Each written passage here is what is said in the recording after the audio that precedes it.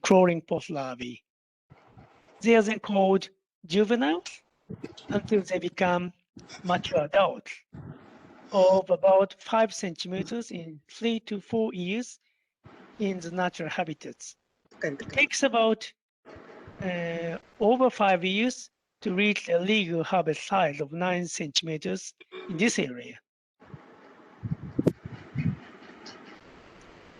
In natural habitats, larval abalone settle selectively on clusters coralline algae, CCA. The settled juveniles remain on CCA habitats at least for a few months. And you can see here the post-larvae just after metamorphosis. And you can see the juvenile, maybe several months old, okay? Therefore, the abalone changes their habitat ontogenetically from CCA bed as the nursery habitat from settlement to algal turfs created by small red algae as the transitional habitat, and then to the final habitat, kelp bed, when they grow up to larger than about 4 to 5 centimeters shell length. And please remember, the major habitats of abalone are different between adults and juveniles. As you can see here, juvenile abalone inhabit mainly outside of macroalgal forests for about 3 to 4 years in the initial life stages. This graph shows changes in the abalone density collected by the 2 meter square quadrillate at Tomarihama, Osaka Peninsula before and after the tsunami. Abalone density in kelp bed 3 months after the tsunami in June 2011 was significantly lower than that in February, a month before the events. And density of abalone in kelp bed, which is mainly composed of adults larger than 5 centimeters shell length, decreased by about 50%. And juvenile abalone smaller than 4 centimeters shell length, which are mainly found in CCA bed and in algal turfs, decreased more than adults. And about 90% juveniles disappeared, which is confirmed by another survey, intensive visual searching. We have continuously been monitoring abalone densities every 3 or 4 months till now. This graph is an example showing adult abalone densities.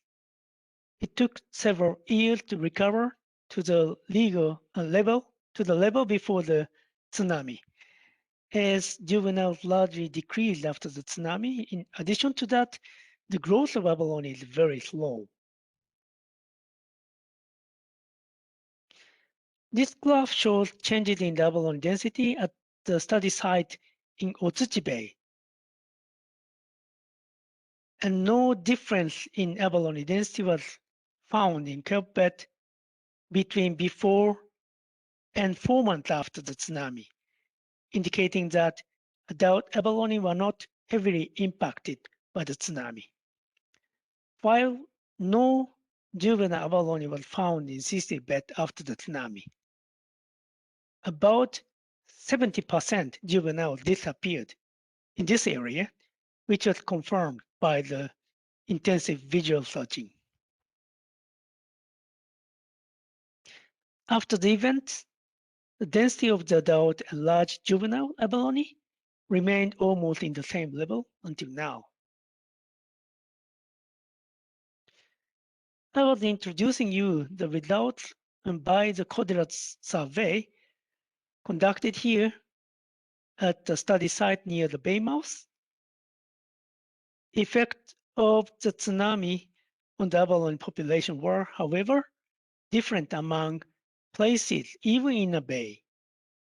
Another line transect survey has been conducted in Otsuchi Bay since 1994. In this survey, 9 fixed lines of 50 meters were set on the southern and western coast of the bay,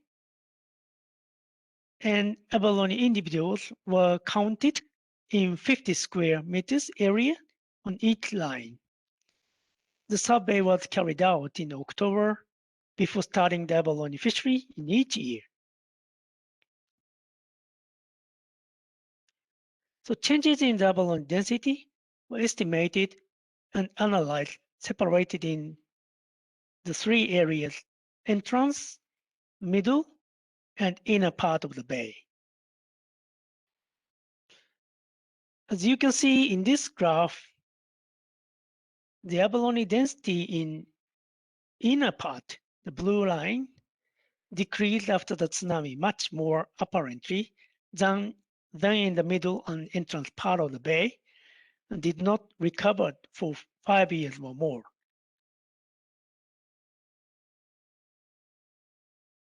This figure shows the change in abalone size distribution between 1 month before and 3 months after the tsunami at the study site Tomarihama on Oshika Peninsula. And juvenile, smaller than 4 centimeters shell length, which mainly inhabit CCA bed, decreased by 90% after the events. Also, in many other areas affected by the tsunami, densities of the juvenile abalone largely decreased. This implies recruits to the fishery resource of 9 to 10 centimeters shell length largely decreased for at least 3 to 4 years from 2014 or 15. In addition, reseedings of hatchery-reared juveniles has stopped for about 4 years following the events, as most of the hatcheries were destroyed or seriously damaged by the tsunami. In fact, it was reported abalone stocks for fishery largely declined for a few years, especially in the southern areas where the effect of the tsunami were heavier. Okay, let's change to the situation in the sea urchin Mesocenterotus nudus. The sea urchin also had a swimming larval period for several weeks, which is a bit longer than abalone. Larvae attached to the substratum subsequently metamorphose into crawling juveniles. Larval sea urchin also settle selectively on CCA like this one, and they remain on the CCA habitat throughout their life. Namely, both adults and juvenile sea urchins inhabit CCA habitat, which is different from the abalone. So this figure shows changes in density of the sea urchin at Tomarihama on the Oshika Peninsula.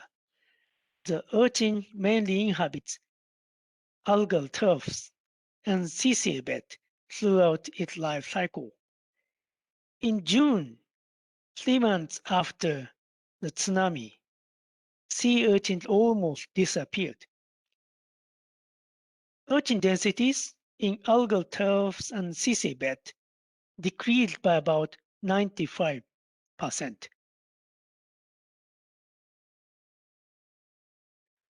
In this study site, the sea urchin density had not started recovering for about 2 years following the events. But now the density of the sea urchin recovered by the new recruits of juvenile urchins appeared after 2011. Also at the study site in Ozuchi Bay, the sea urchin densities in CCA bed decreased by about 70% 4 months after the tsunami. At this study site in Ozuchi Bay, the sea urchin density rapidly increased in 6 months after the tsunami and recovered to the same level before the event. Also, in many other places, the sea urchin densities have been reported to immediately start increasing after the events. Again, I show you the changes in density of the sea urchin on CCA bed and in kelp bed from July to December 2011, 4 to 9 months after the tsunami. The sea urchin density remarkably increased on CCA bed and returned to the same level before the event. But here you can see the difference in the size distribution between before and after the tsunami. It's likely that only large-sized urchins came back to coastal seaweed areas from deeper areas. Densities of small-sized urchins largely decreased, but started to increase in many places by a large number of new recruits appeared in 2011 after the events. We should also consider long-term effects by the earthquake and tsunami on coastal ecosystems. The land subsidence was observed in wide area on the coastline, and subsequently the sea level rose. And because of sea level rise, earth and sand continuously flowed into the sea, and sedimentations on rocky reefs had been observed in coastal areas, at least for several years after the events.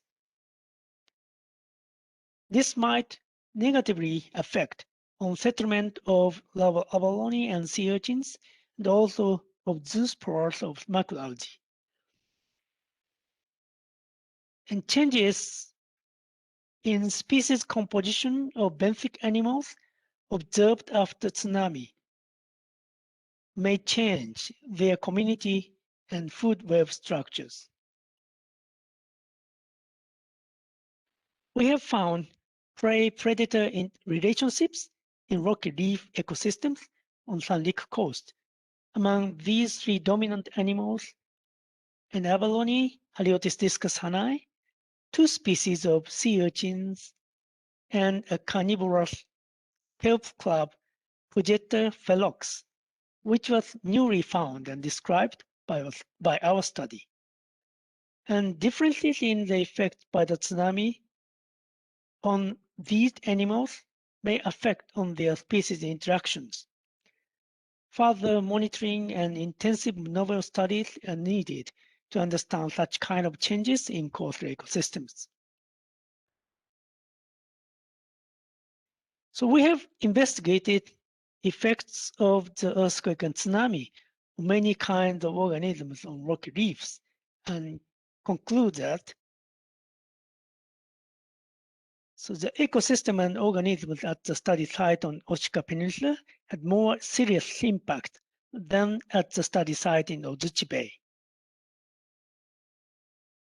And tsunami effects varied largely on locations, local profile of seafloor, and shape of coastline, even in a bay. And different species and growth stages of organisms had different effects by the tsunami.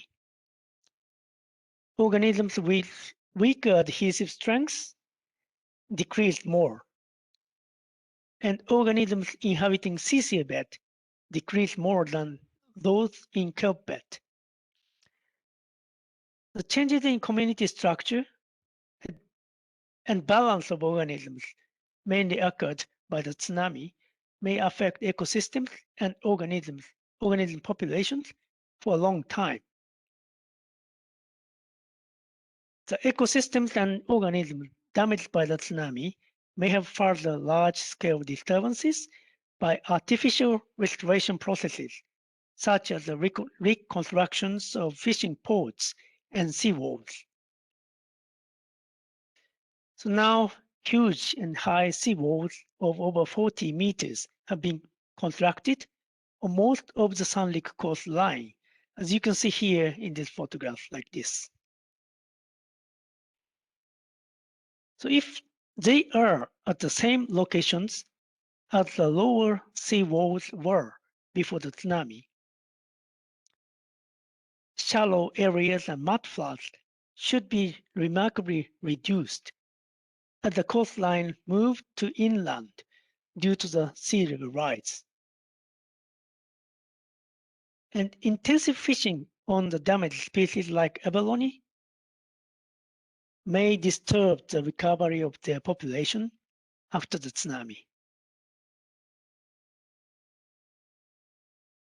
So intensive long-term studies are still needed to understand what happened and happening in marine ecosystems in the disaster area, as changes in ecosystems are still ongoing. The important things which I believe to conserve marine ecosystems and utilize fishery resources continuously and efficiently in the area are: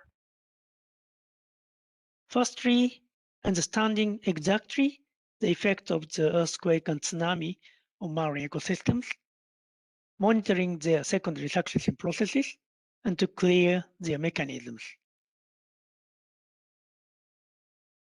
Considering suitable styles of fisheries and utilization of fishing grounds, adapting the succession processes of ecosystems, and establishing new measures for fishery and resource management, also very important. And any human activities should be carefully conducted according to the scientific information to minimize further negative effects on the damaged ecosystems and not to prevent the natural recovery. We should realize human activities, including fisheries, have huge impacts on marine organisms and ecosystems. We recognize again the huge impact of fisheries in the disaster area during the period when fishing stopped. Nature can be easily destroyed by human activities, but very difficult to be restored. So this is the reconstructed main building of the International Coastal Research Center. I hope many marine scientists from all over the world who visit and stay here to do field studies on coastal marine ecology and oceanography. Finally, on behalf of people of Japan, I would like to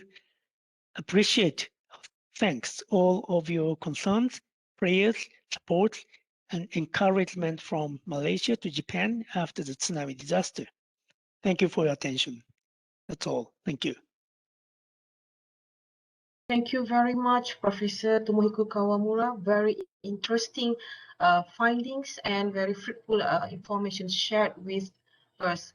I'm so glad that you are willing to share and you have delivered your speech and results from your books. Then I'd like to open to our listener or viewer if you have any question to be asked to Professor Kawamura. Yeah, and we have only about 10 minutes left before Professor Kawamura has to leave us.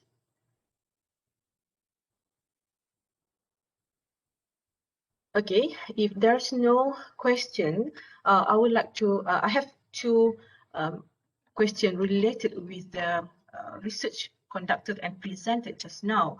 Probably Professor can re-explain what will be the factors influencing that two different organisms, the sea urchins and as well with the abalone.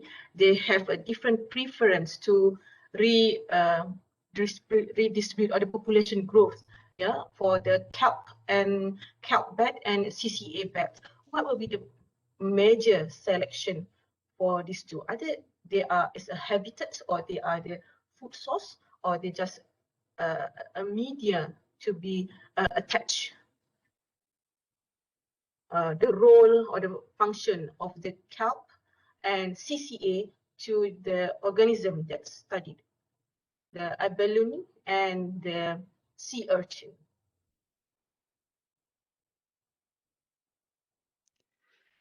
Sorry. My question is, probably Professor can re-explain the role or function of the kelp, CCA bed and kelp bed to sea urchin Okay. and to the abalone. Okay. Why? Okay.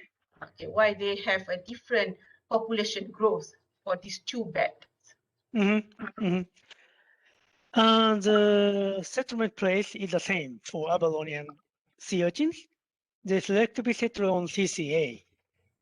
And in the first life stages, they eat benthic diatoms and small, juvenile macroalgae as their main diet in the initial phase of their life stages.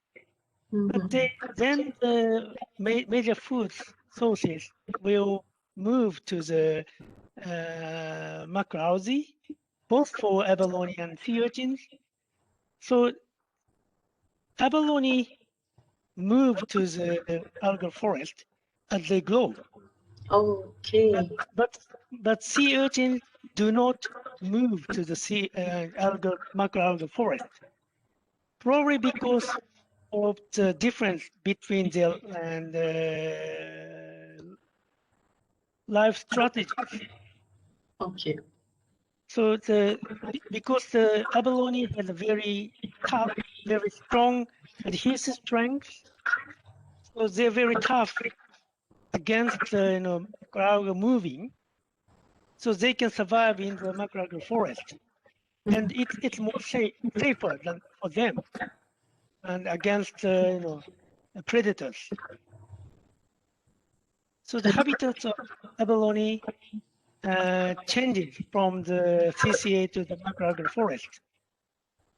You understand? Yes, that's clear. But for the sea urchins, because their adhesive strength is not strong enough as abalone, so the macroalgal moving is, disturbing their, survival in the macroalgal forest. So they prefer to stay in the CCA areas rather than in the macroalgal forest. So, Okay. and they eat juvenile macroalgae or around the edges of the macroalgal forest. Okay. And they eat everything. The abalone eat only algae, but sea urchins eat also animals. They eat everything. Yeah. Okay. Yeah. Yeah. I found a study that they shown that the sea urchin also can be fed with cabbage if they try to on land aquaculture system. They feed the sea urchin with cabbage. So probably And that's surprisingly, they eat animals. Wow. Very much. Yeah. Wow. And yeah, in Malaysia, we don't really recognize sea urchin as a economically important organism, but instead we recognize them as a pest that can affect the coral reef. Yeah, but I believe they have their own role, and if we can benefit them, then we can also establish the sea urchin as a delicacy food like what we have in Japan. I always love the sea urchin raw, what we call that uni. Yeah. It's so sweet. Okay, and and now I have another question. If our listener or viewer didn't have any question, I would like to ask you one more question before you left, Prof. Probably you can explain, or do you have any data about the water quality at the area, because we have two areas which have two different findings, right? In the Otsuchi Bay, which is really like a bay, when at the other side, with different bay to the sea. So probably what would be the water quality at that area if you have the data or you happen You to want to know the difference in the water quality between two places, you mean? Yes. Yeah. The Ozuchi Bay is the inland bay area, but still very open bay. Okay. The exchange of the water is very frequent. So the water quality is very good. No major difference between two places. I see. Okay. Okay. And again, to our listener, if you have any question, probably the last chance, we have only about another 3 minutes, less than 3 minutes for Professor Kawamura with us. If not, Prof, allow me to ask you one more question. Is it okay? Okay. Now, another important economical important species like fish, the free swimming fish. How about the population of these fishes? Example like a salmon fish that always land at Otsuchi in around November and December. Yeah. How about these fishes? Are they as well affected right after the tsunami, and how long probably can recover? Okay, the effects of the tsunami on the fish species are very different between species. But for example, the salmon is a very important fish resource in this area. And the salmon landing decreased. And the salmon landing is meaning the returning to the mother rivers. Yes. So decrease in salmon landing were observed in several years following the disaster, probably mainly due to the stocks of juvenile seeds release following the disaster of hatcheries producing juvenile seeds. The decrease in salmon landing continues and now becoming a serious problem in the disaster area. However, this is not likely the effects by the tsunami or other earthquake-related matters. And this is probably because of the global climate changes, which change the ocean current movement along Japan.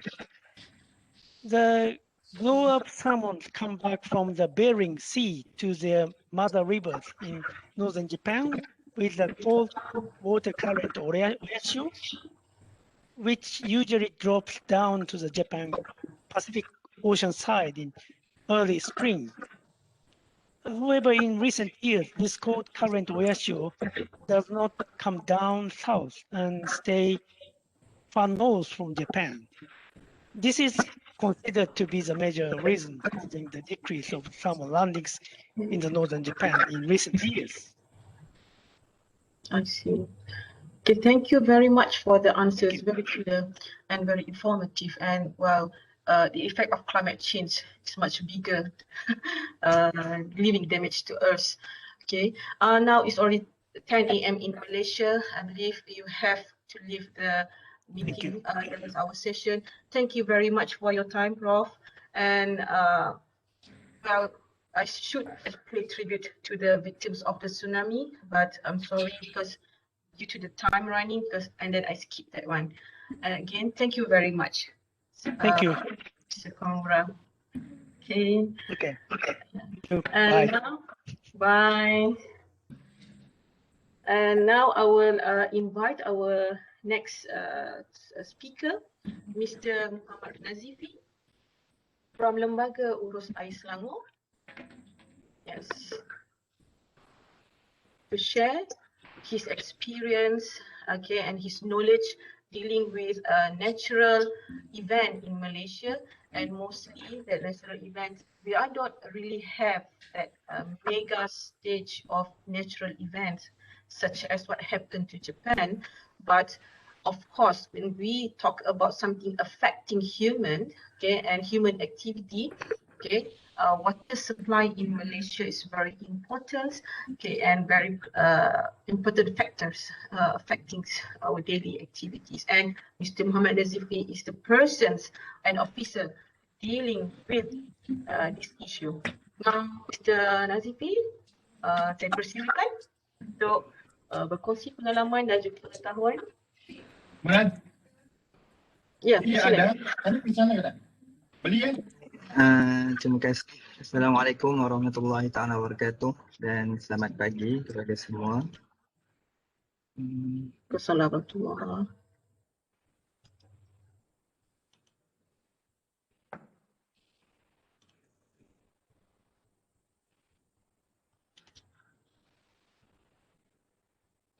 Okey, baik.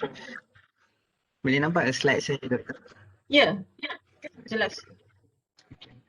Okey, yang pertama terima kasih saya ucapkan kepada yang berbahagia Dr. Firdaus Muhammad Yusof selaku moderator webinar kita pada hari ini.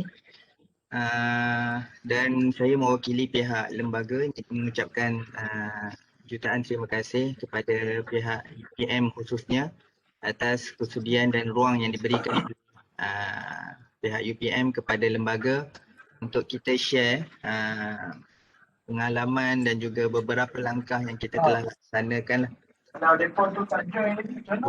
untuk tajuk kita pada hari ini.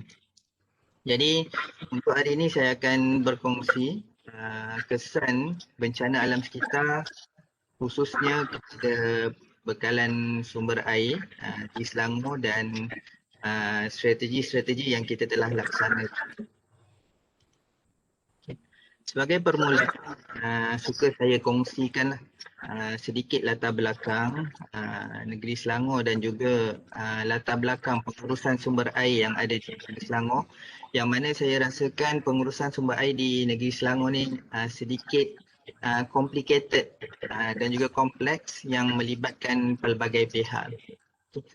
Jadi Selangor kita dengan populasi lebih kurang 6 juta penduduk dengan kawasan yang meliputi hampir 8,300 km persegi yang turut meliputi kawasan wilayah Persekutuan Kuala Lumpur dan juga wilayah Persekutuan Putrajaya, yang mana kawasan ini kita perlu lihat dari segi bekalan air bersih. Dan luas merupakan satu agensi badan berkanun negeri yang berkongsikan River Basin Organisation yang dipertanggungjawabkan untuk menguruskan sumber air, lepangan sungai, badan air, air bawah tanah, termasuk juga kawasan perairan pantai sehingga meliputi 3 batu nautika, iaitu lebih kurang 5.5 km lah daripada kawasan pesisiran pantai. Yang mana luas kita bertindak di bawah enactment Lembaga Urus Air Selangor 1999, dan di dalam enactment ini kita ada 17 fungsi yang meliputi aspek-aspek yang berikut. Yang pertama, kuantiti dan juga kualiti. Yang kedua, alam sekitar dan juga ekosistem. Yang ketiga, permintaan bekalan air. Yang keempat, pendekatan secara bersepadu. Dan yang kelima, pemantauan dan juga penguatkuasaan. Okey, inilah framework pengurusan sumber air di Malaysia, dan di Selangor ingin saya tekankan bahawa pengurusan sumber air adalah di bawah state matter, iaitu di bawah tanggungjawab pihak kerajaan negeri, dan di Selangor telah menubuhkan luas sebagai badan yang dipertanggungjawabkan untuk menguruskan sumber air. Okay, di mana antara lain luas kita akan mengeluarkan lesen untuk ekstraksi air dan juga lesen kepada pihak swasta ataupun individu yang ingin mengambil air. Okay. Dan air tadi, sumber air tadi akan diambil oleh operator bekalan air, di mana di Selangor kita ada pengurusan air Selangor Sdn Bhd atau nama lain dia Syabas. Okay. Di mana untuk urusan bekalan air telah jatuh di bawah perkhidmatan utility, okay, dipertanggungjawabkan di bawah kuasa kerajaan persekutuan lah, melalui Akta Suruhanjaya Perkhidmatan Air Negara. Okay. Okay, ini adalah beberapa isu dan juga cabaran yang sering dihadapi oleh pihak lembaga dalam kita menguruskan sumber air. Yang berkaitan dengan tajuk webinar kita pada hari ini adalah ancaman daripada perubahan iklim, yang mana kesannya perubahan iklim ini akan menyebabkan perubahan cuaca yang ekstrim. Sama ada kita akan hadapi musim panas yang terlampau kering ataupun musim hujan yang kita akan menerima penurunan hujan yang sangat tinggi. Okay, jadi perubahan iklim ini kita telah senaraikan sebagai satu isu yang kita perlu tangani dengan baik untuk kita mengelakkan sebarang gangguan, terutamanya bekalan air bersih lah. Okay, yang kedua, kita sering hadapi pembangunan yang pesat dan juga peningkatan kawasan perindustrian yang menyebabkan sama ada permintaan bekalan air bersih tinggi. Di samping itu kita turut terima hakikat bahawa aktiviti-aktiviti ini turut menyumbang kepada pelepasan air ke dalam sungai, sama ada kualiti itu di bawah kawalan ataupun kita terpaksa terima pelepasan air yang tidak mematuhi piawaian yang telah ditetapkan. Okay, yang ketiga, antara cabaran lain adalah penurunan kualiti air sungai disebabkan aktiviti guna tanah. Seterusnya, kemusnahan alam sekitar. Dan yang kelima, pengurusan struktur sumber air. Dan yang terakhir, kita turut hadapi isu yang mana melibatkan transboundary antara negeri. Contohnya di Selangor kita terima isu daripada Negeri Sembilan, Perak dan sebagainya. Okay. Jadi ini adalah ramalan ataupun data daripada Jabatan Meteorologi Malaysia yang mana telah menjangkakan cuaca pada setiap tahun. Jadi kalau kita lihat pada tahun 2014 yang mana kerajaan negeri telah menjalankan ataupun telah melaksanakan catuan air. Okay. Jadi pada waktu itu kita diramalkan menghadapi El Nino yang agak tinggi, okay, yang telah menyebabkan pada waktu tersebut kita terima hujan yang sedikit, dan kalau ada pun hujan yang turun pada waktu itu tidak turun di dalam kawasan tadahan bekalan air. Contohnya dia turun di hilir daripada kawasan empangan. Okay, jadi daripada tahun inilah kerajaan negeri telah melihat dan juga mengambil pendekatan kalau pada tahun 2014 itu isu bekas lombong agak sensitif dan popular pada waktu itulah. Dan pada waktu tersebut jugalah kita telah menjemput pihak UPM sebagai pakar rujuk kita lah, iaitu untuk melihat kesan terutamanya kualiti air bekas lombong ini sama ada selamat ataupun tidak digunakan. Dan kita jemput Dr. Azrin, Profesor Azrin. Sebagai kita punya pakar rujuk lah di dalam seminar yang kita telah laksanakan bersama pihak awam. Okay. Jadi ini adalah data sehingga 2018 dan pada minggu lepas kita baru terima ramalan untuk tahun yang 5 tahun berikutnya sehingga 2025, dan mengikut jangkaan saya tak sempat nak masukkan. Pada tahun 2000 penghujung tahun lepas dan pada tahun ini kita sekali lagi diramalkan akan mengalami trend yang sama pada tahun 2014, iaitu El Nino yang kuat. Okay. Namun alhamdulillah sehingga kini mungkin pengalaman daripada tahun 2014 kita telah guna pakai untuk persediaan, dan sehingga Mac ini kita tidak mengalami sebarang gangguan bekalan air disebabkan kesan daripada musim panas yang melampau.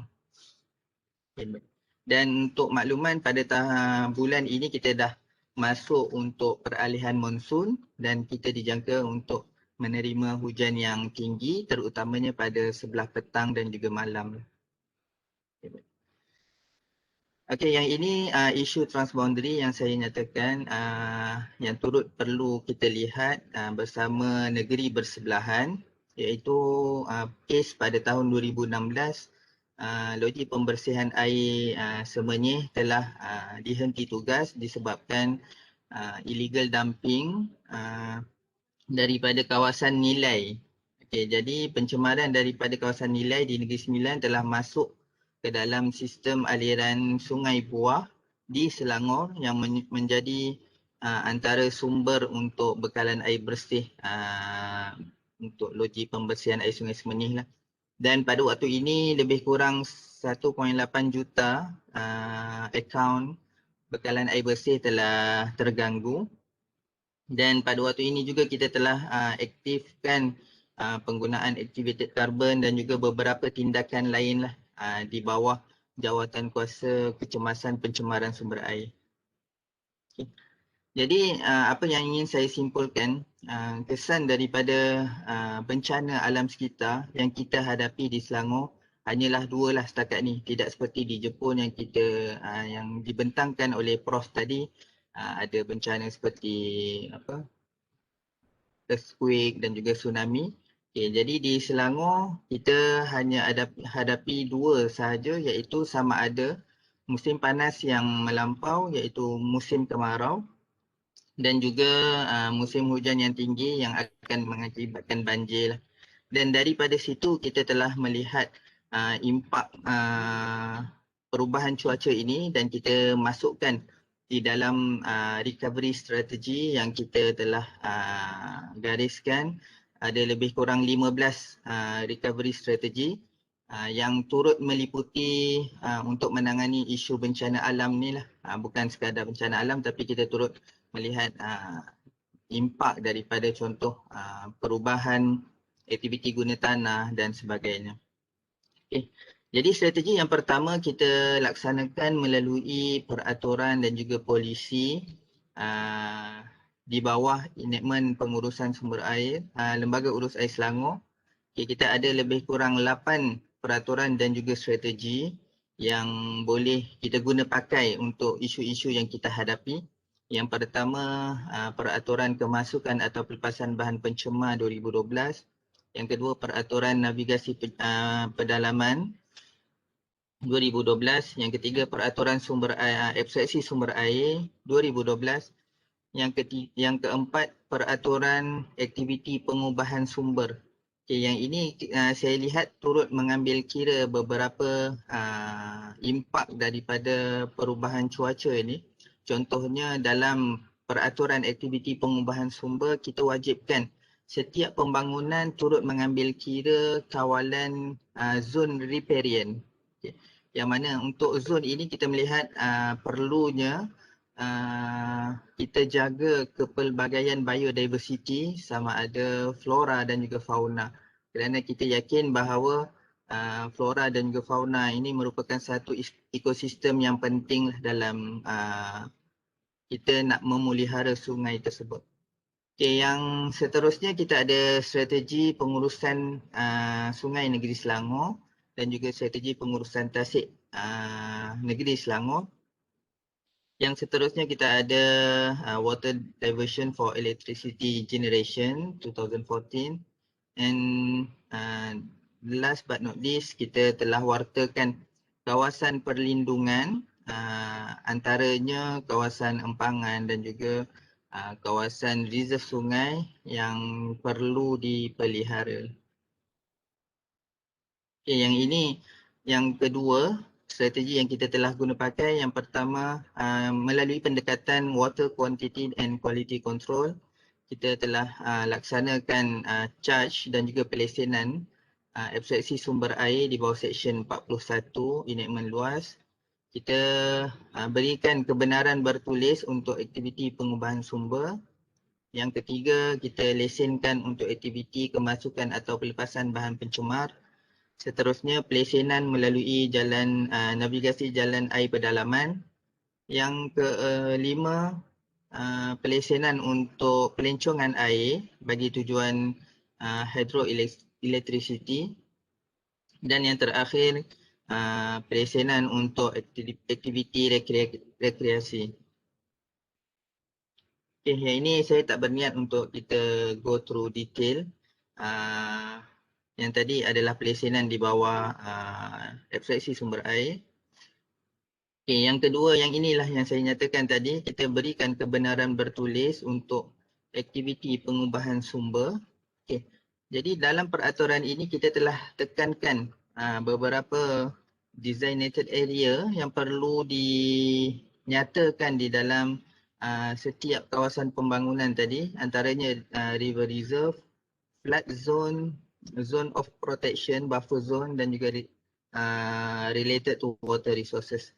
Yang mana dua ini iaitu flood zone dan juga zone of protection kita telah mengambil kira impak sekiranya berlaku perubahan cuaca yang ekstrim tadi, sungai tadi masih lagi mampu untuk menerima kesan sama ada banjir ataupun kawasan zon riparian tadi turut terjaga. Okay, yang ini detail untuk aktiviti pengubahan sumber tadi. Okay. Dan yang seterusnya kita turut melaksanakan pelesenan bagi kemasukan atau pelepasan bahan pencemar. Okay, di bawah pelesenan ini ada beberapa aktiviti berjadual yang perlu mendapatkan lesen daripada pihak lembaga sebelum melepaskan efluent ke dalam sumber air. Okay, ini adalah detailnya, yang mana antara lain keperluan untuk menghantar laporan kualiti air dan laporan tersebut perlu dianalisis daripada mana-mana makmal yang diakreditasi. Okay, yang ini adalah 7 aktiviti berjadual yang tertakluk di bawah peraturan ini. Okay. Seterusnya pelesenan di bawah jalan navigasi jalan air pedalaman. Okay, pelesenan untuk pelencongan air bagi tujuan hydroelectricity. Okay. Untuk strategi yang seterusnya, kita turut melaksanakan pemantauan dan juga tindakan bersepadu. Okay, yang mana sekiranya ada beberapa isu yang melibatkan bidang kuasa agensi lain, luas telah mengambil pendekatan untuk melaksanakan tindakan penguatkuasaan bersepadu. Okay, kita terus libatkan sama ada pejabat tanah, jabatan alam sekitar, pihak berkuasa tempatan untuk kita ambil satu-satu tindakan. Lagi-lagi kalau melibatkan isu yang terdapat ataupun mempunyai penglibatan yang sedikit sensitif. Okay, contohnya perobohan dan sebagainya lah. Okay, yang itu kita perlu mengambil tindakan lebih berhati-hati lah untuk mengelakkan salah faham terutamanya di pihak orang awam. Okay, yang ini baru sahaja kita aktifkan iaitu pada bulan 11 tempoh hari, iaitu pemantauan 24 jam di lembangan sungai melalui penubuhan skuad pantas. Okay, yang mana sebelum ini sering kali kita hadapi isu gangguan, contohnya pada musim cuti perayaan, okay, ataupun pada hari Sabtu Ahad yang mungkin mengambil sedikit masa untuk pihak lembaga set up team untuk turun ke tapak. Jadi melalui penubuhan skuad pantas ini, tim luas sentiasa berada di tapak 24 jam untuk melihat kawasan-kawasan yang kita telah kenal pasti mempunyai risiko yang tinggi, terutamanya kesan kepada loji pembersihan air. Okay, strategi yang seterusnya kita guna pakai pendekatan Integrated River Basin Management, yang mana di dalam IRBM ini kita telah tubuhkan 2 jawatan kuasa, iaitu Jawatan Kuasa Pengurusan Sungai Negeri Selangor yang diurus-setiakan oleh Datuk Setiausaha Kerajaan Negeri, dan yang kedua kita ada Pasukan Petugas Lembangan Sungai yang dipengurusikan oleh Pengarah Luas. Jadi apa-apa sahaja isu yang berkaitan dengan sumber air, termasuklah banjir dan juga ketiadaan air ataupun kekurangan air di kawasan empangan, kesan daripada bencana dan sebagainya, kita akan bincangkan di dalam jawatan kuasa ini. Yang mana di dalam jawatan kuasa ini turut melibatkan semua agensi. Okay, sebagai contoh, kalau sekiranya kita hadapi perubahan cuaca, kita akan bincang bersama Jabatan Meteorologi dan juga Jabatan Perhutanan bagaimana untuk kita atasi dan hadapi satu-satu masa perubahan cuaca yang ekstrim tadi. Okay, baik. Ini adalah polisi di bawah IRBM. Kita telah wujudkan polisi IRBM untuk 3 lembangan sungai yang utama di negeri Selangor. Ada Sungai Selangor, Sungai Kelang dan juga Sungai Langat. Okay, yang mana pelan pengurusan IRBM ini kita telah wartakan melalui pewartaan kerajaan negeri, dan setiap agensi perlu mengambil tindakan yang telah disenaraikan di bawah polisi ini. Yang seterusnya kita strategi lain, kita telah menjalankan inventory, pemetaan inventory bagi kawasan-kawasan reserve sungai khususnya, melalui beberapa kajian dan juga perunding yang kita telah lantik lah. Dan kita cuba untuk meliputi pemetaan inventory ini untuk seluruh sungai di negeri Selangor lah. Jadi buat masa ini kita lebih kurang 30% sungai yang kita telah ada inventory ini, dan kita akan terus laksanakanlah dari semasa ke semasa, di samping kita akan kemaskini inventory yang sedia ada. Okay, strategi yang seterusnya kita telah wartakan kawasan perlindungan sumber air. Okay.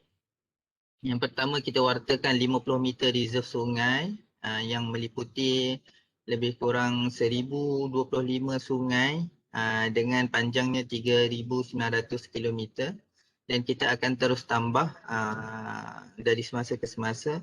Yang kedua, kita telah wartakan kawasan tadahan empangan. Kita ada 7 empangan di negeri Selangor dan semuanya kita telah wartakan di bawah enactment luas. Dan yang menariknya, kita turut telah wartakan 20 kolam alternatif sebagai sumber air alternatif yang baru. Jadi kalau baru-baru ini kerajaan negeri baru sahaja mengumumkan untuk membina satu lagi loji pembersihan air di Sungai Rasau. Jadi yang ini antara loji baru, loji yang kedua lah yang kita bangunkan yang menggunakan kolam alternatif ini. Jadi saya lihat di negeri Selangor kita memang banyak sumber air, terutamanya dari segi kolam alternatif ini. Dan kita akan wartakan dengan jangkaan lebih daripada 30 lah kolam yang kita akan tambah untuk kita wartakan, dijadikan sebagai sumber bekalan air. Yang seterusnya, yang ini yang kita telah guna pakai pada tahun 2014, iaitu aktiviti pengepaman air kolam POPAP, Pond Water Pumping Operation, di mana pada tahun tersebut kita telah kenal pasti kolam di Bestari Jaya, dan kita gunakan 10 kolam ini untuk menambah kemampuan dan juga aliran air di dalam sungai untuk membantu pengepaman air oleh loji pembersihan air. Dan kesemuanya ini adalah kolam bekas lombong. Namun ada, bila kita dengar kolam bekas lombong tu, kita akan sedikit risau, terutamanya dari segi keselamatan dan juga kesihatan. Dan untuk makluman semua, kolam ini kita hanya akan aktifkan terutamanya pada musim kemarau, iaitu kesan daripada bencana, iaitu kalau kita lihat panas yang berpanjangan. Dan setiap kolam ini, yang pertama pasti kita perlu membuat pemantauan kualiti airnya. Dan pemantauan kualiti air kita hantar ke Jabatan Kimia Malaysia. Dan pada certain level sahaja kolam ini boleh diguna pakai. Maksudnya kita tetapkan paling rendah 30% daripada simpanan air kolam. Okey, yang kita lihat kalau lebih rendah daripada itu mungkin baru akan ada kesan heavy metal dan sebagainya lah. Okey, jadi untuk 70% kawasan permukaan, okey, yang itu kita dapati tiada kesan daripada parameter-parameter yang boleh menyumbang kepada keselamatan dan juga kesihatan. Okay, dan disebabkan aktiviti inilah yang saya ceritakan tadi pada tahun 2014 yang melibatkan kerjasama erat bersama pihak UPM. Terima kasih kepada lembaga ucapkan, dan kita aplikasikan sekali lagi pada tahun ini. Sebab itu ramalan oleh Jabatan Meteorologi yang menjangkakan kita hadapi El Nino yang tinggi pada tahun lepas dan juga tahun ini, kita tak ada sebarang masalah. Kita boleh menghadapinya melalui bantuan-bantuan kolam alternatif inilah. Okay. Dan untuk rekod juga pada musim panas tahun ini, kapasiti empangan kita semuanya berada pada tahap yang sangat baik, iaitu semuanya melebihi 85%. Ini menunjukkan bahawa kesan bencana alam pada tahun 2014 itu cukup mengajar kita lah untuk menguruskan sumber air, terutamanya bagaimana waktu untuk kita lepaskan air empangan dan bila masa yang sesuai untuk kita pump air kolam ke dalam sungai. Dan projek yang terbaru, kita melihat air kolam ini sendiri tak perlu lagi untuk kita pump ke dalam sungai. Kita boleh terus sahaja pump ke dalam loji pembersihan air yang menyebabkan masa untuk air itu sampai kepada pengguna akan lebih singkat lah. Okay, namun projek ini mengambil cost capital yang sangat tinggi, tapi kerajaan negeri committed untuk projek inilah. Okay. Yang ke-9, kita meningkatkan bekalan melalui pembinaan loji pembersihan air. Okay, yang pertama kita ada bina loji pembersihan air Langat 2. Yang ini kita dapatkan sumber air daripada Sungai Semantan Pahang. Okay, yang kedua kita ada Semenyih 2 Water Treatment Plant. Okay. Dan yang ketiga Labuhan Dagang. Okay, dua loji ini yang yang saya nyatakan tadi pakai 100% kolam air daripada kolam. Okay. Jadi dia punya SOP dia adalah pada perubahan cuaca tadi, kita terima hujan yang ekstrim, kita akan pump air daripada sungai ke dalam kolam. Satu, untuk meningkatkan kapasiti air kolam. Yang kedua, kita boleh tangani banjir. Okay, selain daripada untuk bekalan air, kolam ini juga kita strategikan untuk menangani isu-isu banjir yang berlaku di hiliran tadi. Okay. Dan yang kedua, pada musim kering, kita akan gunakan kolam air ini sebagai bekalan air. Okay, dan mengikut kajian, kolam ini boleh berfungsi membekalkan air hampir lebih daripada 3 bulan sekiranya tidak ada hujan yang turun pun setitik dalam tempoh tersebut. Okay, tapi mengikut kajian kita tidak pernahlah berlaku 3 bulan yang kita tidak terima hujan yang sedikit. Okay, yang ke-10 antara strategi lain, kita ada interstate water transfer Selangor Pahang. Selain daripada untuk Langat 2 tadi, kita turut dapatkan air daripada Pahang untuk meningkatkan kapasiti Sungai Langat. Yang ke-11, water pumping at Semenyih Dam to Sungai Lui. Okay, yang ini strategi dia adalah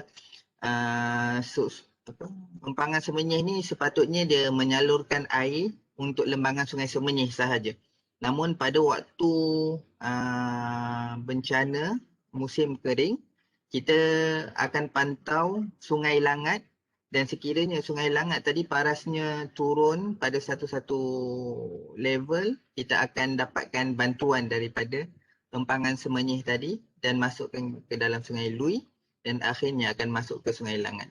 sebab Sungai Langat ni pun kita ada satu loji pembersihan air yang besar kapasitinya untuk cover area di kawasan hulu Langat lah. Okey, yang seterusnya yang ini adalah cloud seeding operation at dam water catchment. Yang ini kita aktif laksanakannya pada tahun 2014 apabila kita lihat hujan trendnya hanya turun di kawasan hilir. Jadi lembaga merasakan kita perlu membuat pembenihan awan dengan nasihat daripada Jabatan Meteorologi untuk kita tentukan waktu yang sesuai untuk kita terbang. Mostly hampir pada tahun 2014 setiap hari kita terbang di kawasan empangan. Okay, selain daripada pilot, kaki tangan yang turun untuk bancuh garam tu semua adalah staf lembaga. Kita yang turun untuk bancuh garam tu lah untuk kita aktifkan hujan.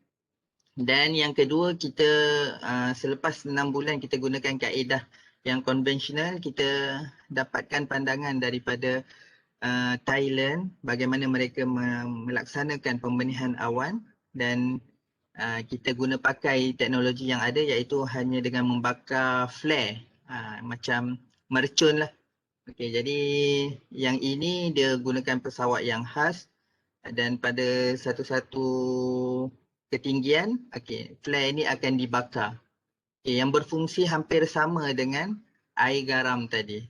Okey, yang air garam ni kita guna kapal terbang dengan tentera darat kerjasama dengan Jabatan Meteorologi. Yang guna flare ni kita lantik satu syarikat swasta yang mana kedua-duanya kita lihat keberkesanannya hampir samalah untuk kita dapatkan penurunan hujan di kawasan empangan. Okey, yang seterusnya kita ada mengguna pakai pengurusan data secara online. Okey, melalui pembangunan luas intelligence support system LIS. Okey, data-data ni kita dapatkan daripada pelbagai agensi dan kita boleh jangkakan untuk 7 hari yang akan datang bagaimana trend hujan yang kita akan terima dan bagaimana keadaan sungai sekiranya berlaku cuaca seperti yang kita jangkakan. Dan daripada situ kita akan dapat membuat keputusan sama ada pada waktu tertentu perlunya air daripada empangan dilepaskan dan bila berapa banyak air daripada kolam alternatif ni perlu dipam keluar masuk ke dalam sungai.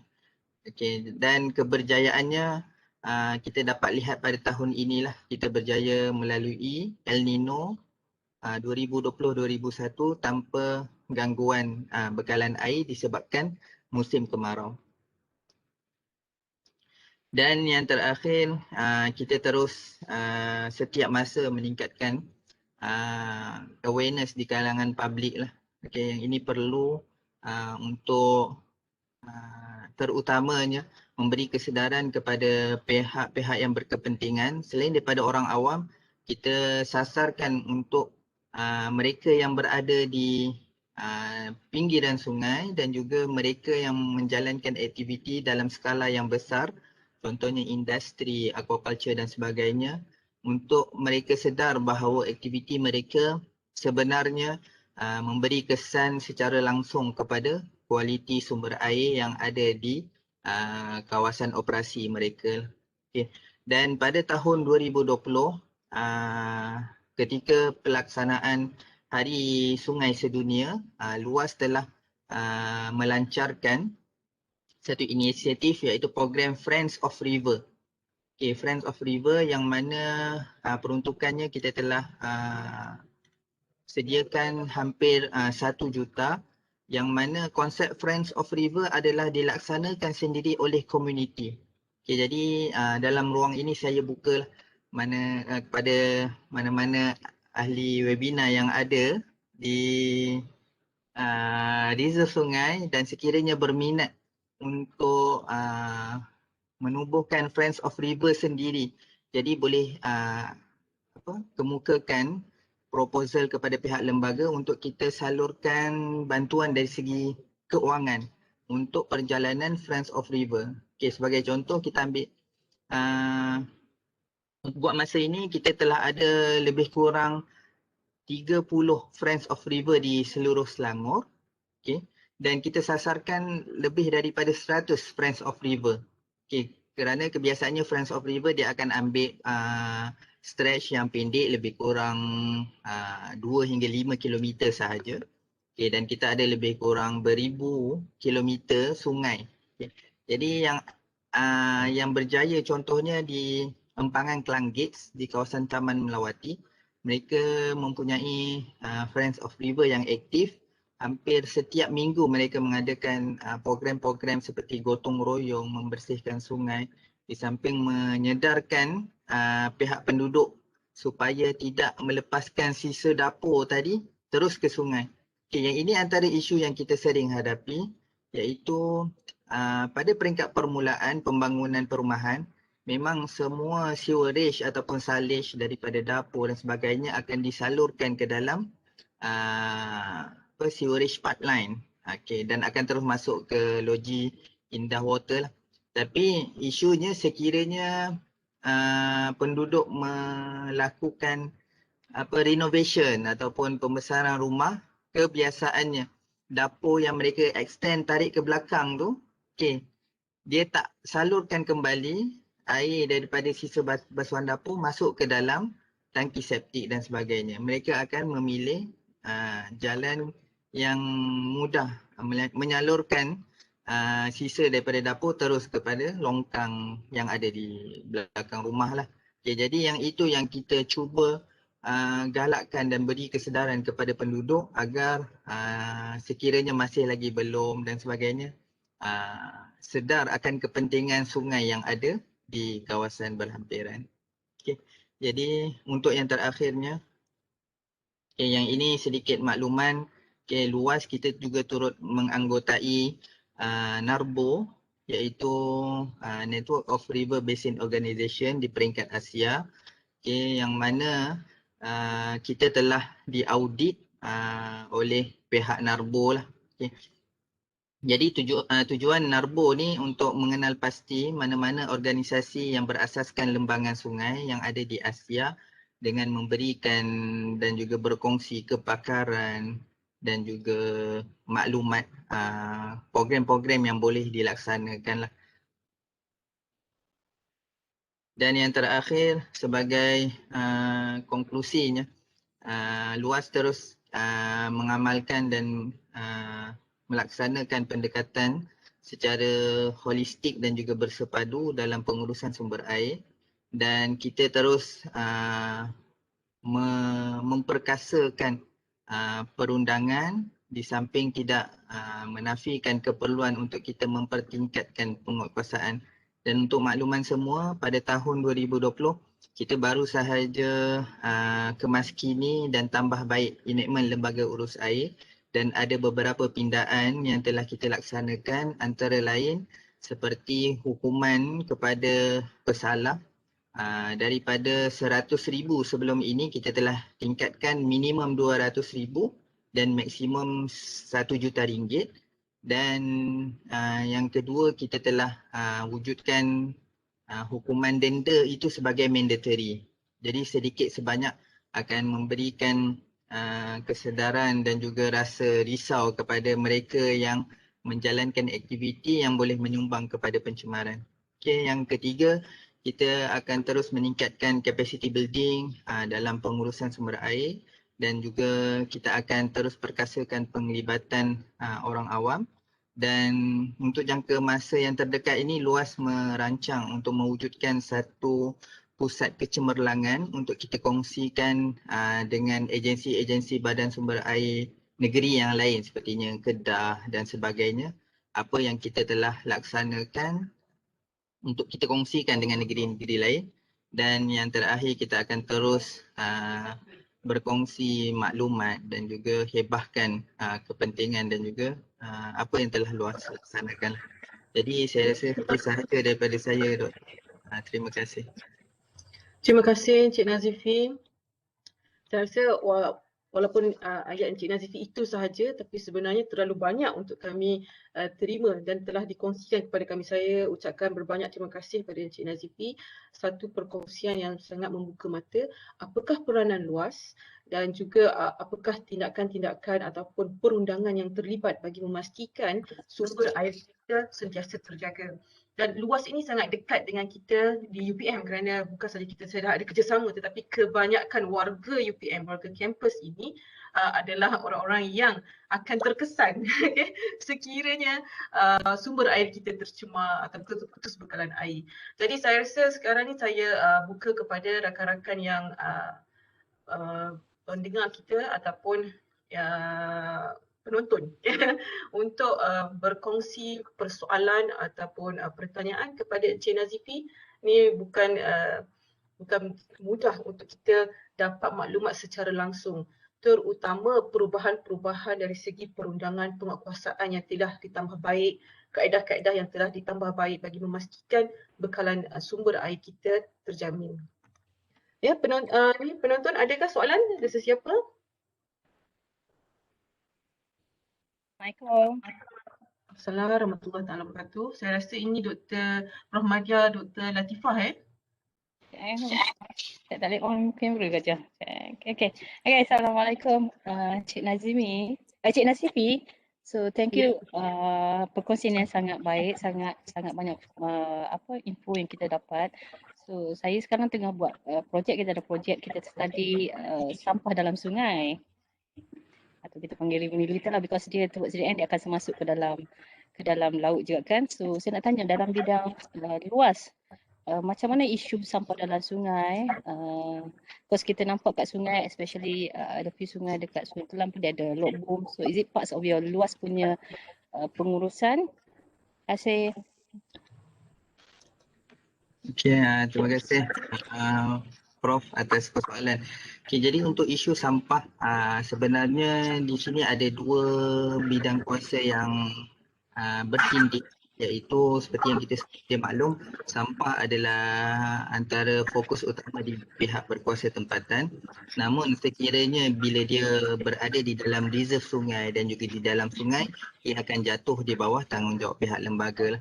Jadi apa yang kita laksanakan adalah yang pertama kita kenal pasti sampah-sampah tu sebelum masuk ke sungai.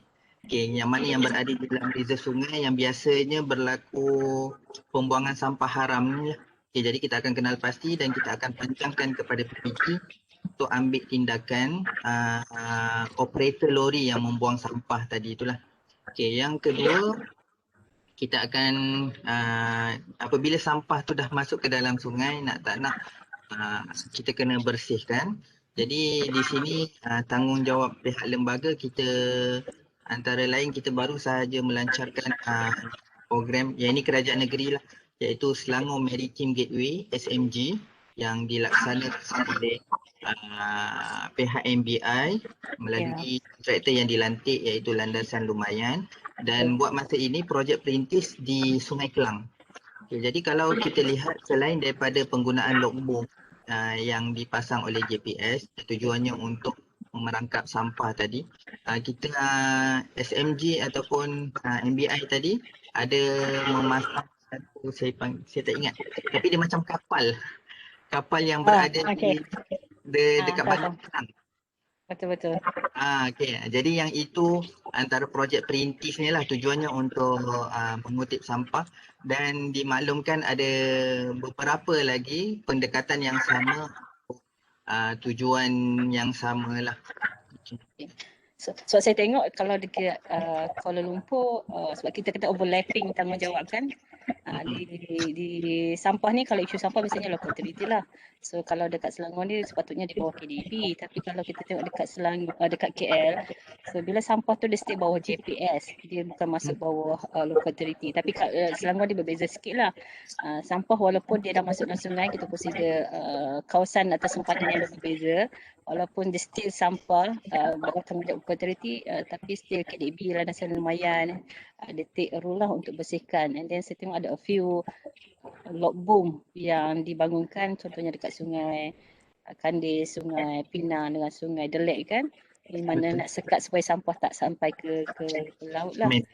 Okey. Terima kasih Cik Nazifi. So nanti Okey. kalau apa-apa saya boleh hubungi ke? Boleh. Okey, terima kasih banyak. Assalamualaikum. Assalamualaikum. Terima kasih Pramadia Dr. Latifah Abdul Manaf. Ada sesiapa lagi daripada kita punya pendengar hari ini untuk bertanya soalan atau mengutarakan sebarang persoalan?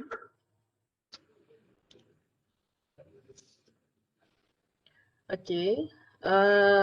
Saya tengok dalam chat box juga tiada. So saya akan utarakan soalan yang ada.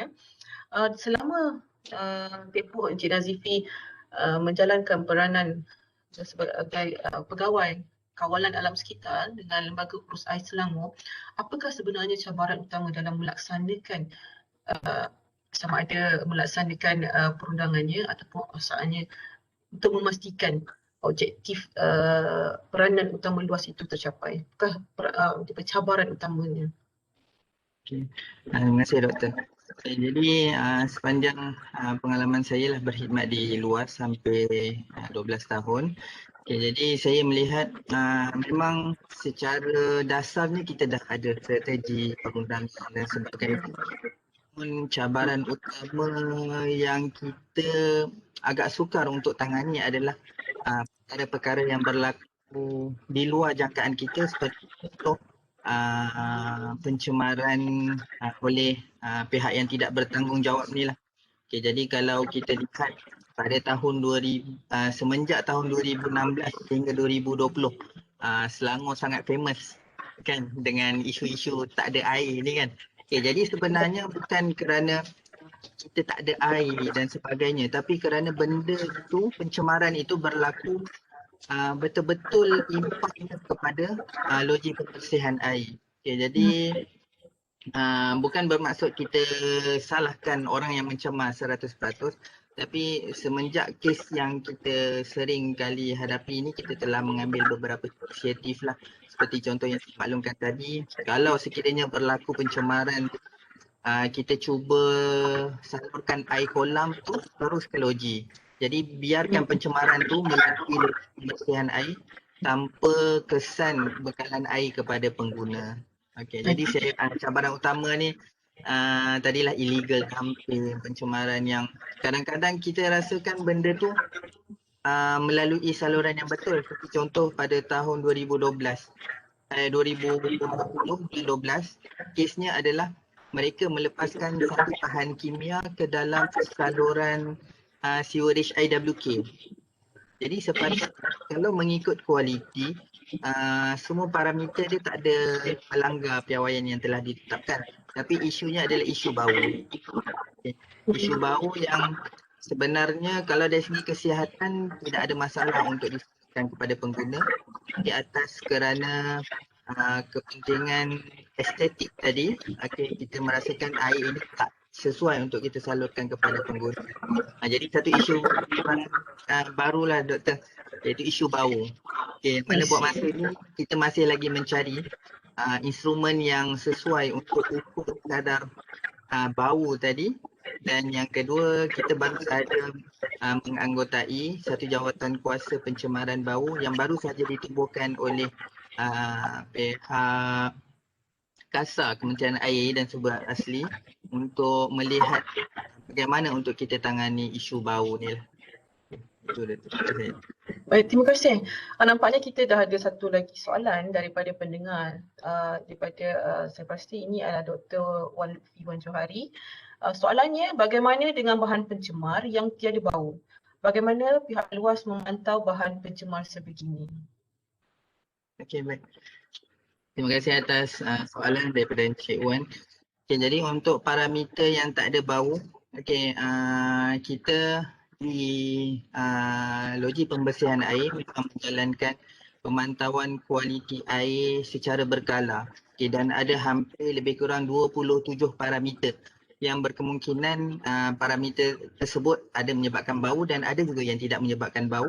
Kita ada certain guideline lah yang perlu dipatuhi yang telah ditetapkan oleh Kementerian Kesihatan Malaysia. Once kalau dia tak patuh ataupun tak comply, memang loji totally akan shut down atas keperluan kesihatan tadilah. Okey, jadi untuk di site ataupun di source untuk kita tangani punca pencemaran bau yang tidak berbau tadi, kita akan kenal pasti parameter apa yang tidak mematuhi tadi, dan kita akan kenal pasti ujian-ujian yang sesuai, parameter-parameter yang sesuai.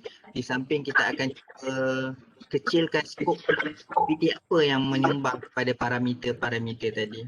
Okey, dan yang terbaru di luas kita baru 2 tahun ni dah ada stesen pemantauan kualiti air untuk melengkapi stesen pemantauan kualiti air Jabatan Alam Sekitar, dan kita sedang usaha untuk pasang peralatan yang boleh cater TOC, Total Organic Compound, yang mana dalam tu kita jangkakan akan kita boleh kenal pasti volatile organic compound yang berbau dan juga semi volatile organic compound yang mungkin dia berbau dan mungkin dia tidak berbau. Jadi once dia spike, kita akan tengok aktiviti apa yang ada di hulu untuk kita kenal pasti dan kita tangani. Terima kasih Encik Nazifi, penjelasan yang sangat saya terang maksudnya dan sampai maksudnya. Saya lihat di dalam chat box kita ada 2 soalan. Yang pertama, Assalamualaikum warahmatullahi wabarakatuh. Sebagai pengguna, apakah peranan yang molek untuk dilakukan apabila berlaku gangguan bekalan air? Contohnya aduan pada saluran yang betul dan sebagainya. Bolehkah pengguna mendapat pampasan atau atas kerugian? Contohnya bagi pengusaha aquaculture. Soalan ini oleh saudari Nurul Huda Muhammad Ramli. Okay. Mungkin Cik Nazifi boleh memberikan maklum balas daripada persoalannya. Saya rasa ada 3 soalan lah ya. Pertama, saluran untuk membuat aduan. Kedua, bolehkah pengguna mendapatkan pampasan? Okey, baik. Ya, terima kasih Doktor. Okey, jadi sebenarnya pengguna ni di pihak luas kita ada 2 kategori lah. Satu, kalau pengguna bekalan air bersih, yang itu totally di bawah bidang kuasa Syabas dulunya ataupun sekarang pengurusan air Selangor lah. Dan pastinya kalau sekiranya ada berlaku gangguan, semua maklumat berkaitan dengan gangguan tadi telah dipaparkan di dalam laman web mereka lah. Dan sebagai pengguna kalau ingin mendapatkan maklumat lanjut, semua maklumat tadi boleh diperoleh daripada Syabas ataupun pengurusan air Selangor. Dan untuk kategori yang kedua di pihak luas, kita ada pengguna luas ni, maksudnya pengguna air mentah. Okey, seperti contoh industri ataupun aquaculture yang ada di Singapura. Okey, kita kalau ada berlaku gangguan, mereka boleh dapatkan maklumat tu lah daripada pihak luas apa sebenarnya yang berlaku di hulu sehingga menyebabkan berlaku gangguan kepada operasi mereka. Okay, saya ambil contoh Hartalega, satu premis industri yang besar untuk dan dia famous lah ni kan. Okay, jadi mereka sebenarnya mengambil air daripada satu sungai, itu Sungai Kubang Badak kalau tak silap saya, dan pernah berlaku mereka tak boleh nak ambil air untuk operasi kerana kualiti air iaitu suspended solid yang tinggi. Jadi mereka membuat aduan kepada pihak luas. Kita dapati ada berlaku kerja tanah. Okay, jadi beberapa tindakan yang kita telah ambil serta-merta kepada aktiviti kerja tanah tadi, dan pemulihan kualiti air itu kita boleh berjaya selesaikan tak sampai 24 jam. Dari segi pampasan, iaitu saya maaf untuk pengguna bekalan air bersih, saya tak pasti sama ada pampasan tersebut boleh dituntut di pihak Syabas, Pengurusan Selangor ataupun bagaimana. Tapi untuk pihak luas sehingga kini kita jaranglah terima tuntutan pampasan daripada pengguna kita tadi. Namun saya rasakan kita perlu bersedialah, terutama dari aspek perundangan bagaimana kalau sekiranya ini berlaku. Baik, terima kasih. Saya harap penjelasan daripada Encik Nazifi menjawab persoalan daripada kita punya pendengar tadi. Satu lagi soalan, ini pertanyaan bagaimana ataupun siapakah yang akan menganalisis sampel tercemar. Kita soalannya biasa sampel yang tercemar akan diuji di Jabatan Kimia atau makmal lain. Okey, baik. Jadi untuk analisis di pihak lembaga kita pecahkan ada dua. Satu untuk pemantauan dalaman yang tidak begitu, kita analisis di makmal luas sendiri. Kita ada makmal luas yang baru saja dapat akreditasi ISO 17025 pada tahun 2018. Okay. Dan juga kita menggunakan peralatan in situ kita tadilah bagi tujuan pemantauan dalaman. Namun sekiranya kalau ada isu-isu yang melibatkan kepentingan awam, pasti semua sampel-sampel tadi kita akan hantar ke Jabatan Kimia Malaysia sebagai persediaan sekiranya kes tadi dibawa ke mahkamah. Kerana untuk makluman di mahkamah hanya sampel dan juga laporan yang dianalisis oleh pihak yang pakar. Jadi dalam pakar tu ditarifkan oleh kepada Jabatan Kimia Malaysia sahaja yang akan digunakan pakai di dalam mahkamah. Jadi ada banyak kes yang kita hantar ke Jabatan Kimia namun kita tak perlu bawa kes tu ke mahkamah. Namun ada juga 4-5 kes yang kita akan melibatkan Jabatan Kimia Malaysia sebagai saksi kerana menganalisis sampel-sampel yang dihantar oleh pihak lembaga. Terima kasih Cik Nazifi. So sekali lagi jawapannya sangat jelas.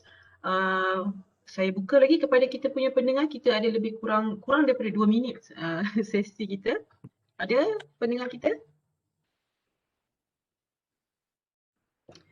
Kalau tak ada, saya ingin bukanlah saya nak tanya soalan, tapi lebih kepada apakah hasrat ataupun impian Cik Nazifi setelah sekian lama berkhidmat dengan Lembaga Urus Air Selangor, mungkin kata-kata daripada Cik Nazifi sebagai orang yang terlibat dalam mengawal selia sumber air di Selangor kepada kita punya pendengar kita hari ini. Okay, baik. Ya. Okay, baik. Jadi tak adalah, bukanlah satu hasrat, cuma apa yang saya lihat sebenarnya dari segi agensi kuasa perundangannya dah ada, metod dan juga strateginya pun dah ada. Kami lihat dan juga harapkanlah penglibatan terutamanya stakeholders ni. Selain daripada penglibatan orang awam melalui FOR, iaitu saya promote Doktor. Kalau ada mereka yang berminat dengan FOR, Friends of tu, saya sangat galakkanlah untuk bersama-sama dengan pihak lembaga. Dari segi sumber kewangan tu kita akan salurkan. Okay, baik. Tapi yang saya harapkan penglibatan dari segi stakeholders ni. Stakeholders ni iaitu pihak contohnya industri, aquaculture, penternakan yang saya lihat trend agak sedikit meningkat. Okay, yang mana mereka-mereka inilah sebenarnya yang memainkan peranan utama lah.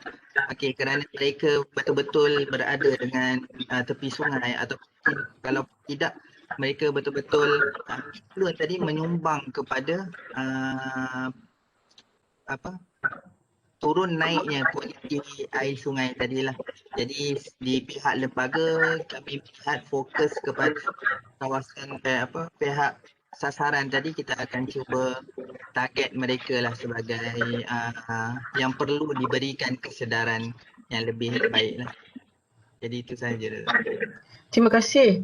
Dan saya rasa isu itu agak rumit kerana dia akan melibatkan menjejaskan mata pencarian kalau kualiti air tercemar, tetapi operasi mereka sendiri itu juga menyumbang kepada pencemaran. Betul. Saya pasti pihak luas berada di dalam dilema yang sangat selamat berjaya. Saya rasa sukar untuk kita ungkapkan dilema itu. So saya rasa kesedaran itu penting kepada semua pengusaha untuk memastikan air dalam sistem aquaculture mereka itu dipantau supaya tidak melebihi ataupun memberikan sisa-sisa yang boleh mencemarkan balik sumber air. Jadi sekarang masa pun sudah jam 11. Saya rasa itu sahajalah daripada kita hari ini. Okay. Terima kasih Encik Nazifi, sangat maklumat-maklumat yang orang kata not just fresh but secara direct daripada pihak yang berkuasa memantau menelia sumber air di Malaysia. Terima kasih.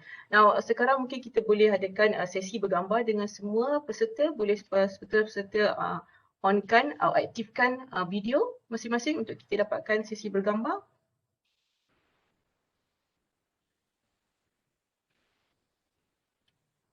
Terima kasih. Yang lain-lain? Bagaimana yang lain-lain?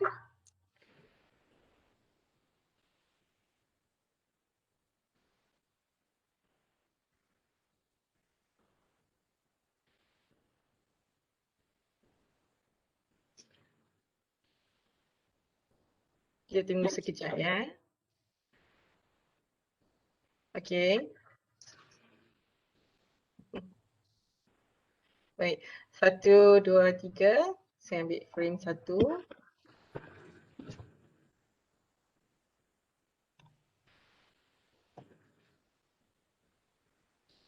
Okey, saya akan pergi kepada frame kedua.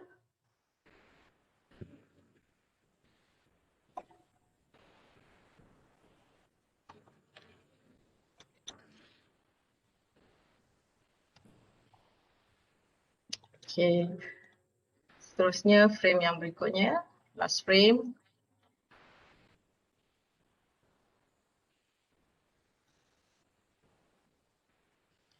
Okey.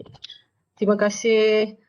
So akhir kata daripada saya, segala kelemahan sewaktu saya mengendalikan sesi pada hari ini serta sebagai host, saya mohon maaf di atas kekurangan dan kelemahan. Dan saya harapkan agar semua dapat memberi sokongan kepada semua aktiviti-aktiviti webinar yang akan dianjurkan oleh Aquas dalam masa akan datang. So kami juga akan mengadakan next Distinguished Lecture Series pada 22 April pada jam 9 hingga 11 pagi 22 April. Okay. Untuk itu saya rasa sekian sahaja daripada saya. Saya sudahi majlis kita dengan wabillahi taufiq wa hidayah. Assalamualaikum. Terima kasih semua. Terima kasih Encik Nazifi. Ya, sama-sama. Terima kasih semuanya.